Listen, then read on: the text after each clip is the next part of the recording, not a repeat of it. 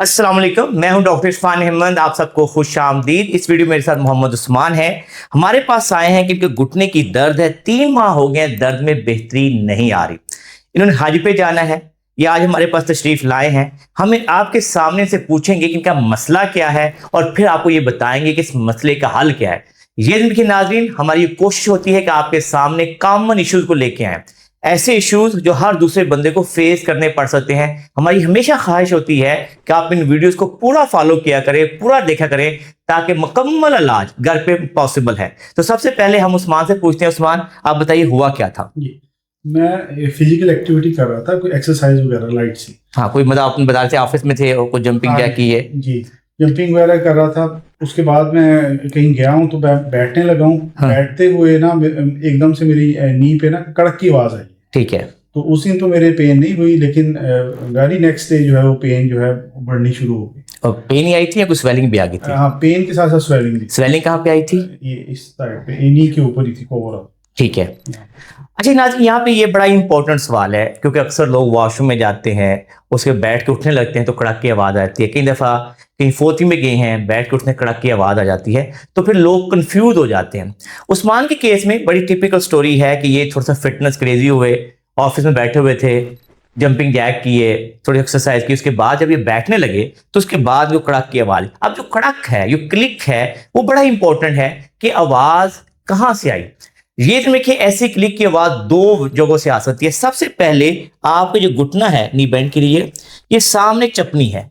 अगर तो आप यहाँ पे हाथ रखते हैं और आपको लगता है ये मेरी जो आवाज थी यहाँ से ऊपर वाले घुटने के हिस्से से आई थी, तो इसका मतलब है चपनी किसी वजह से रगड़ खा गई है। हमेशा यही होता है कि ये जो मसल हैं, ये जब आप थक जाते हैं, फिटीग में जाते हैं, जब हम जंपिंग एक्टिविटी करते हैं, तो ये मस्कुलर स्लाइटली इम्बैलेंस फिटीग में चले जाते हैं और ये फिर चपनी से आवाज आती है।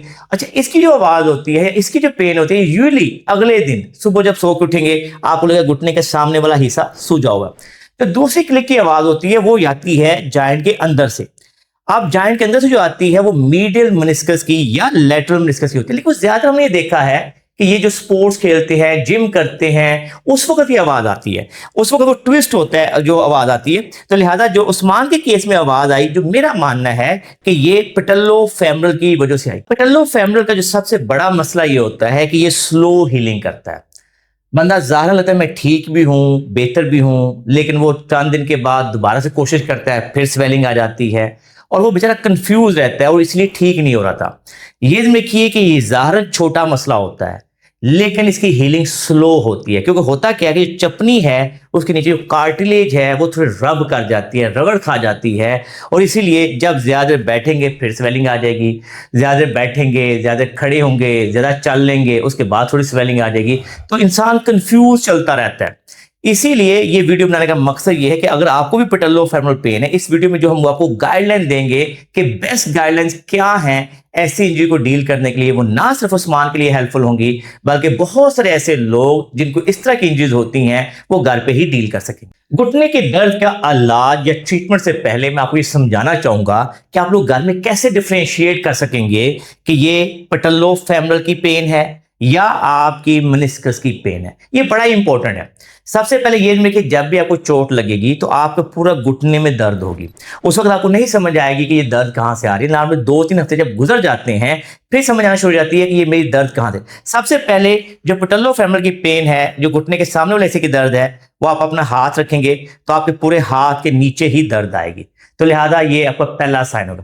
अगर मेनिस्कस की दर्द होगी तो वो ये रखिए कि जो आपकी ये जॉइंट लाइन होती है, आप ये आंखें हैं, पटल्ला है, इसको ऐसे लाइन ड्रा कर लेते हैं और उसकी दर्द ये होगी इस तरह से जॉइंट के अंदर। लेकिन 2 से 3 हफ्तों के बाद हम बेहतर डिफरेंशिएट कर सकते हैं। पहले 2-3 दिन में नहीं पता चलता। उसके बाद जब हम टांग को ऐसे बेंड करेंगे, जब हम बेंड करेंगे तो बेंड होने के बाद पेशेंट ये कंप्लेन करेगा, अगर मेनिस्कस की दर्द है तो वो यहाँ पे कंप्लेन करेगा कि जैसे कोई चीज फंस रही है, या वो बाहर का कंप्लेन करेगा। लेकिन अगर उसकी पेटल्लो फेमरल पेन है तो उसको लगेगा यार यहाँ पे हैवीनेस हो रही है, यहाँ पे मुझे हैवीनेस हो रही है। तो लिहाजा बड़ी आसानी से आप लोग इसको समझ सकते हैं।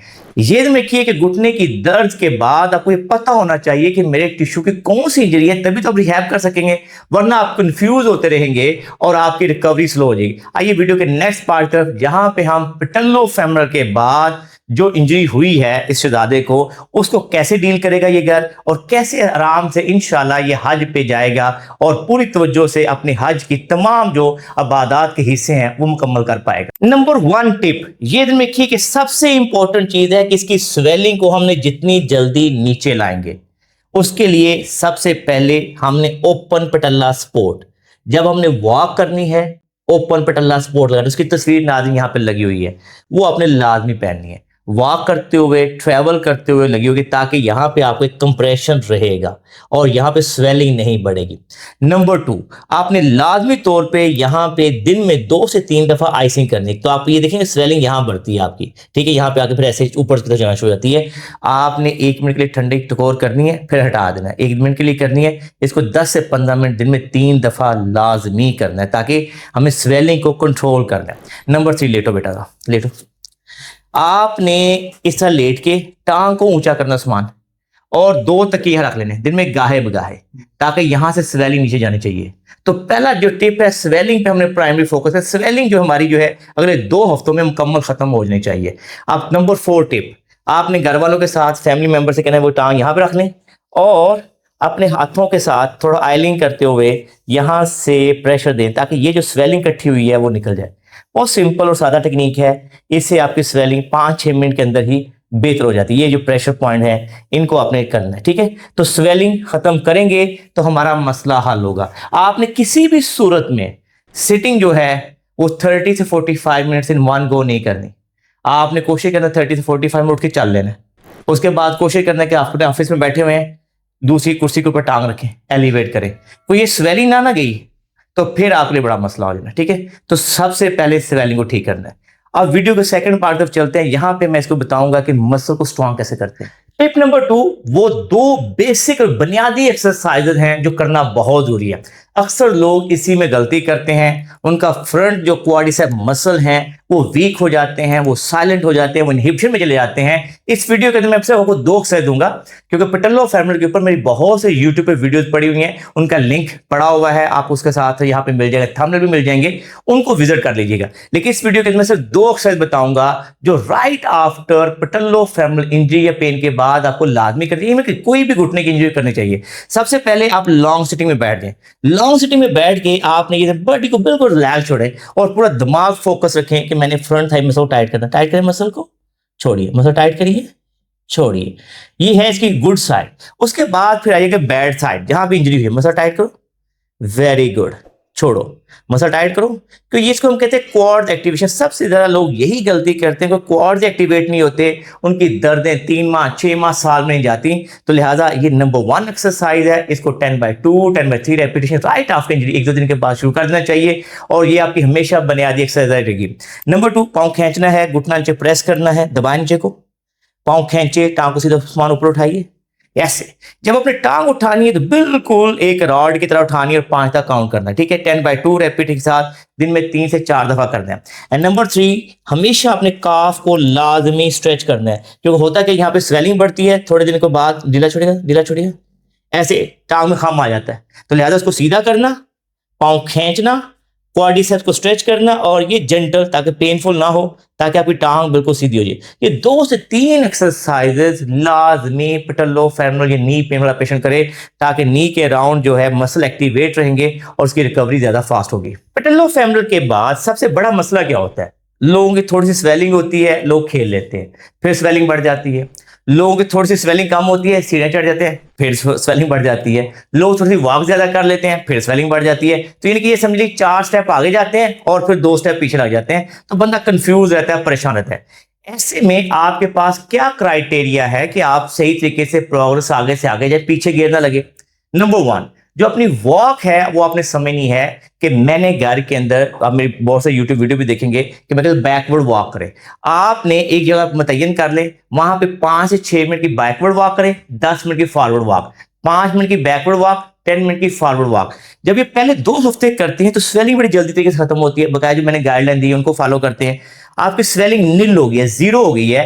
तब आपने लंबी वॉक पे निकलना है। यानी कि आप ये ज़हन में रखना है कि अब आपको पता है मेरी स्वेलिंग नहीं हुई, ज़ीरो स्वेलिंग है, 2-3 दिन हो गए हैं, फिर आप 30 मिनट की वॉक एट ए स्ट्रेच कर लें। मे बी 20 मिनट से स्टार्ट करें और फिर देखें अगले दिन स्वेलिंग आई है कि नहीं आई। लगता है नई स्वेलिंग आई, फिर अगले दिन 5 मिनट और ऐड कर लें और आहिस्ता-आहिस्ता अपनी वॉक 45 मिनट से 1 आवर करें। लेकिन साइड बाय साइड अपने माइंड में रखें पटेलो फेमरल पेन के अंदर कभी भी आपने साइकिलिंग नहीं करनी टिल 3 to 6 मंथ, जब तक स्वेलिंग कम से कम 1 से 2 माह मुकम्मल तौर पर ठीक ना हो जाए।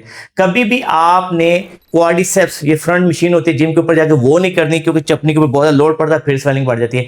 कभी भी आपने डीप स्क्वाट्स नहीं करने, कभी भी आपने लंजेस नहीं करनी जब तक 3 माह ना गुजर जाए। लोग अक्सर ये गलती करते हैं और साल साल बेचारे इस दर्द के साथ रहते हैं। ये दर्द आती बड़ी आसानी से है। ये वाहद एक ऐसा केस है जिसके बारे में हमेशा परेशान होता हूं कि बड़ी आसानी से आ गई कि आपको जोश चढ़ा, आपने जज्बात भी होकर ट्रेनिंग कर ली और फिर यूं ही बैठे उठने लगे, अगले दिन से आपकी पेन और स्वेलिंग आ गई। तो लिहाजा इसको बड़ा सीरियसली हैंडल करना पड़ता है। मेरे यूट्यूब चैनल पर बहुत सारी वीडियोज हैं और आपको भी इस तरह का मसला है तो किसी एक्सपर्ट से राय लें ताकि आपकी दर्द, आपकी सोजन जल्दी खत्म हो और आप नॉर्मल लाइफ में वापस आके आप वीडियो के लास्ट पार्ट के अंदर हम उस्मान से भी पूछेंगे ताकि वो अपना भी ओपिनियन इसके बारे में दें। वीडियो के इस पार्ट के अंदर हम उस्मान से पूछेंगे कि जब उसको लगता है कि मेरा सही डायग्नोसिस हो गया और वो मैं सही ट्रीटमेंट तक चल पड़ा हूं तो उसकी क्या राय है, ताकि बहुत सारे लोगों को यही समझ नहीं आता उनका मसला क्या है और कैसे ठीक होगा। जी उस्मान। जी आपने सर बिल्कुल ठीक कहा। बिल्कुल ऐसे ही हो रहा था। जब मेरी स्वेलिंग ठीक होती थी तो मैं वॉक की तरफ चल पड़ता था, ब्रिस्क वॉक वगैरह।